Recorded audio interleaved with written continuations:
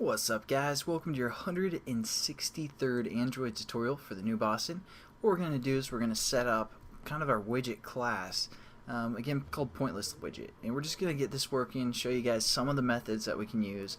And to create a widget, we need to extends the app widget provider, because again this is a provider that we're working with.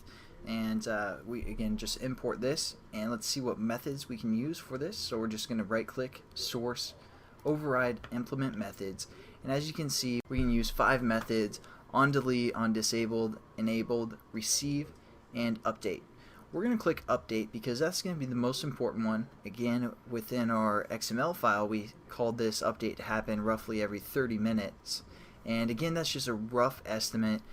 It's not exact, so keep that in mind if your activity isn't, or your widget isn't updating exactly at 30 minutes. Just kind of rough time frame that we're going to work with, and it's going to call this update method. We're also going to do the delete method. And again, if you guys remember, and I'm just going to move this up above the delete method, and as you guys remember, when I drag that widget into the trash can, what it does is it calls this on delete method. So what I did is I created a toast to make sure that this method was being called, and at least that's what I did when I first started working with widgets. And it's always a good idea just to create toasts and display them, and hopefully they show up when they're supposed to. So we're just going to say toast make text, and we're going to refer to the context that's being passed in. As you can see, we get a context called context, so that's what we're going to refer to. And then all we're going to do is display a text like "see ya, sucker," and something like that. And also set the duration, so just toast dot set short, and then all we have to do is dot show, not shot, show, and there we go. We'll show this toast when we delete our widget. Just kind of an introduction for creating a widget and this on delete method. Hopefully you guys kind of understand that. And then what we want this widget to do within the update method is change that bottom text view to a random number. And we've worked with like random before when we were doing random colors for our text play activity. But again, just to review, it's pretty simple. We're just going to create a random object called R. We're going to set this equal to new random.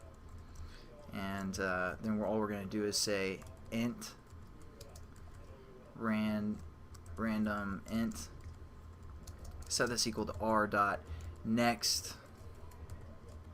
and we want to define how many numbers it can choose from. So we're just going to say something like that, so it has a lot of numbers to choose from.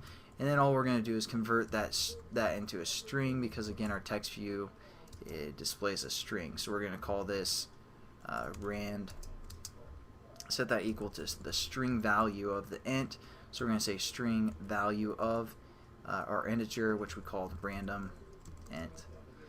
So there we go. Every time this we call this update method, we're going to get a random string, which is going to be basically a random integer, and convert it into a string. And we're going to display that. I don't want to get too much into, I don't want to move too fast, so that's probably going to be it for this tutorial. Again, the update method is called when we defined it within our widget stuff XML or provider here, and that's hopefully going to be roughly every 30 minutes. And also, I don't know if you guys want to do this. I'm going to do this just to show you guys examples, but I deleted the config, and we're going to add that back later. But so you can either delete that and re-put it in later when I do, or leave it in there as well and just look at the examples I'm going to show you guys in the next few tutorials. So hopefully I'll see you guys then, and have a good day.